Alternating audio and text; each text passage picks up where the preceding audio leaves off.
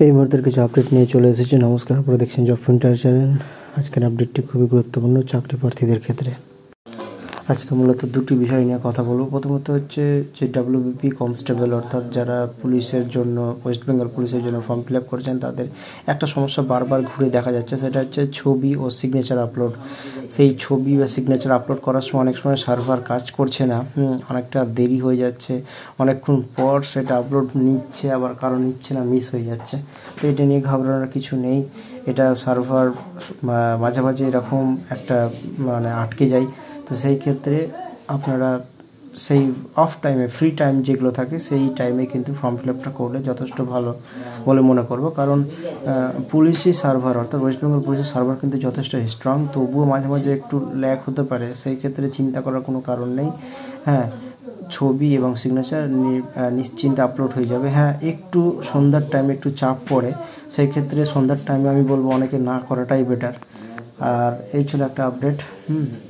তবে of time, free টাইমগুলোতে করবে সন্ধ্যা বাদ দিয়ে, তাহলে হয়তো খুব সহজেই আপলোড হয়ে যেতে পারে। আর একটা বিষয় হচ্ছে যে ওয়েস্ট বেঙ্গলের ক্ষেত্রে একটা নিউ চাকরির আপডেট, সেটা আপনারা জানেন। সেটা কি পঞ্চায়েতি আপডেট। সেই পঞ্চায়েতে কিন্তু অলরেডি ফর্ম শুরু হয়ে গেছে।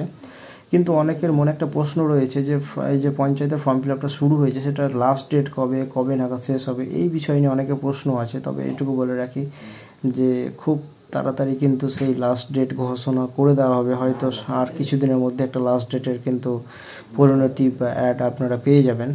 তবে যারা এখনও করেননি পঞ্চায়েতের যে ফর্ম ফিল আপটি, অবশ্যই করে নিন, কারণ তারা হয়তো আর কয়েকদিন সময় পাবে।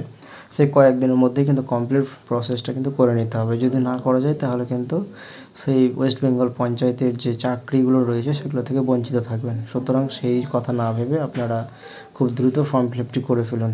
এইটা একটা আপডেট ছিল। আর লাস্ট যেটা বলে রাখি, সেটা যে প্রাইমারি এখন পর্যন্ত সেরকমভাবে কোনো আপডেট পাইনি।